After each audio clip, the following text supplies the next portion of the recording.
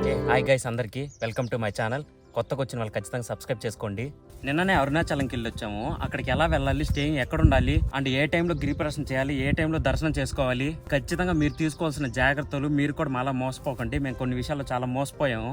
మీరు ఏది మిస్ అయినా లాస్ట్ 1 మినిట్ మాత్రం మిస్ అవ్వకండి. చాలా మంచిగా తీసాను ఆ వీడియో, ఎడిట్ చేసి పోస్ట్ చేస్తాను ఈ వీడియోలోనే, ఖచ్చితంగా చూడండి. ఇది నేను సెకండ్ టైం వెళ్ళడం అరుణాచలంకి. దేవుడు అనుగ్రహం ఉంటే గానీ అరుణాచలంకి వెళ్ళామని నాకేంటో 2 సార్లు ఇచ్చాడు దేవుడు. మాది తిరుపతి.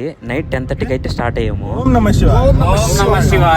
నైట్ 1 కంతా గుడి దగ్గర రీచ్ అయిపోయాము. ఏ ట్రాఫిక్ లేకుండా తిరుపతి నుంచి 4 అవర్స్ లో వచ్చేయచ్చు గుడి దగ్గరికి. తిరుపతి నుంచే కాదు, ఆంధ్ర, తెలంగాణ ఎక్కడి నుంచైనా చాలా ఈజీగా రావచ్చు అరుణాచలంకి.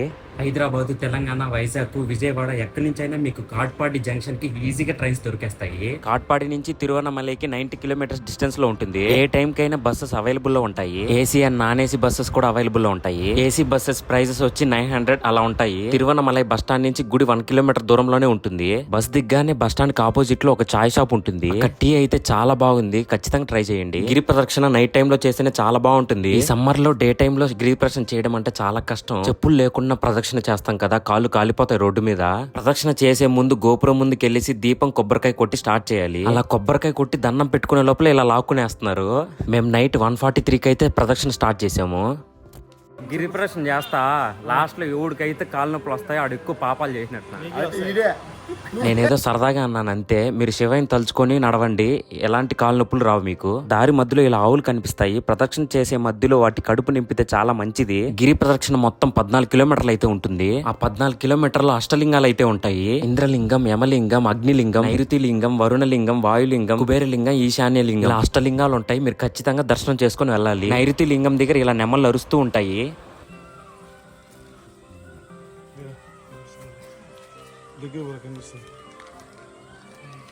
నైట్ టైం ప్రదక్షిణ ఎందుకు అంత బాగుంటుందంటే వెదర్ చాలా చల్లగా ఉంటుంది. ఎలాంటి ఇబ్బంది లేకుండా ప్రశాంతంగా ప్రదక్షిణ చేసుకోవచ్చు. కానీ నైట్ టైం ప్రదక్షిణలో ఒక మైనస్ ఉంది. అష్టలింగాల గుళ్ళు క్లోజ్ చేస్తారు, మనం బయట నుంచే చూసి వెళ్ళిపోవాలంతే. కరెక్ట్ గా 10 కిలోమీటర్ దగ్గర మోక్ష మార్గం అయితే ఉంటుంది. ఆ మోక్ష మార్గంలో నుంచి ఎంత లావుగా ఉన్న వాళ్ళైనా బయట వచ్చేస్తారంట. కానీ లాస్ట్ టైం నేను వెళ్ళినప్పుడు అయితే ఒక ఆంటీ స్టక్ అయిపోయింది అందులో. ఆవిడ చాలా భయపడిపోయింది. మా ప్రదక్షిణ ముగిసేసరికి మార్నింగ్ 7 అయిపోయింది.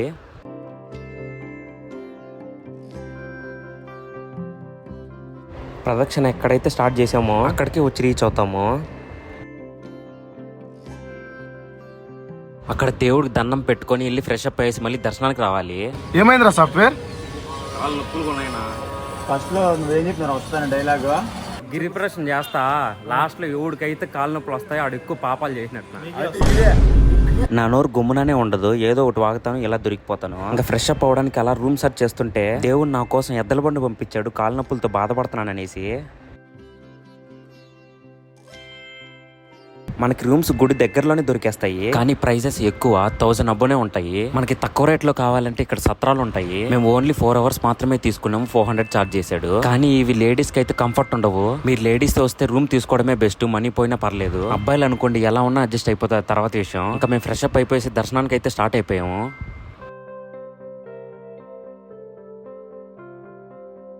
ఇక్కడ గుడి ఎంట్రన్స్ లోనే చాలా మోసం చేస్తారు, చాలా జాగ్రత్తగా ఉండాలి మీరు ఇక్కడ.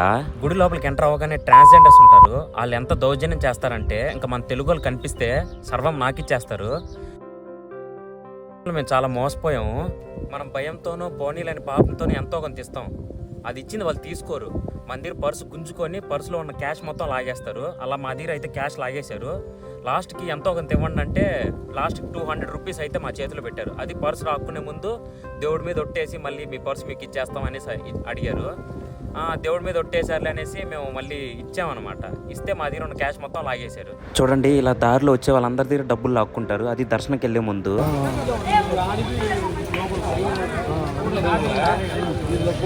ఇలాంటి విషయాల్లో అయితే మీరు చాలా జాగ్రత్తగా ఉండాలి. వాళ్ళకి మీరు తప్పించుకోవడానికే చూడండి. మన తెలుగు కనిపిస్తే మాత్రం సర్వం నాకిచ్చేస్తారు. వాళ్ళ దగ్గర అయితే తప్పించుకోవడానికే చూడండి.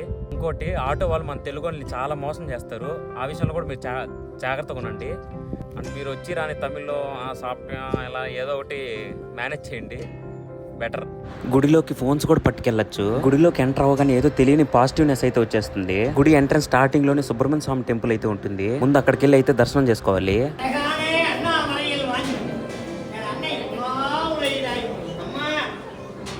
సుబ్రహ్మణ్య స్వామిని దర్శనం చేసుకున్న తర్వాత డైరెక్ట్ శివయ్య దర్శనానికి అయితే వెళ్ళిపోవాలి. ఇక్కడ కోనేరు కూడా ఉంది కానీ ఎందుకో క్లోజ్ చేశారు. దర్శనానికి 2 ఎంట్రీస్ ఉంటాయి. ఒకటి ఫ్రీ దర్శనం, ఒకటి స్పెషల్ దర్శనం. స్పెషల్ దర్శనంకి అయితే 50 రూపీస్ తీసుకుంటారు. కానీ నాకు స్పెషల్ దర్శనంకి ఫ్రీ దర్శనంకి ఏ తేడా అనిపించలేదు. ఏ దర్శనం అయినా సరే 3 అవర్స్ లోపే కంప్లీట్ అయిపోతుంది. దర్శనంకి అయితే పెద్ద ఇబ్బంది ఏమి ఉండదు, ఈజీగానే కంప్లీట్ అయిపోతుంది.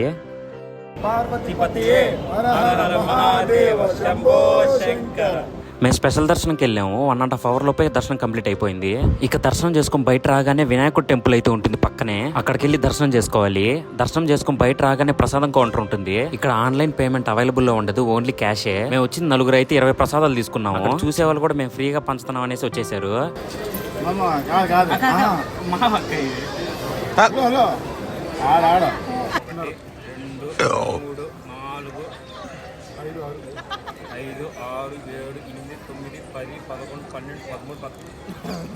దగ్గర 20 ప్లేట్లు లేపోయినారు ప్రసాదం. అందులో ఓడే మొదటోడు. ఇంకొన్ని ప్రసాదాలు అయితే ఇంటికి ఫ్రెండ్స్ కి అయితే తీసుకెళ్తున్నాం. దర్శనం త్వరగా అయిపోయింది. ఇంటికి వెళ్ళి ఏం చేయాలనేసి గుడిలోని దేవుడి పాటలు పాడుకున్నాం.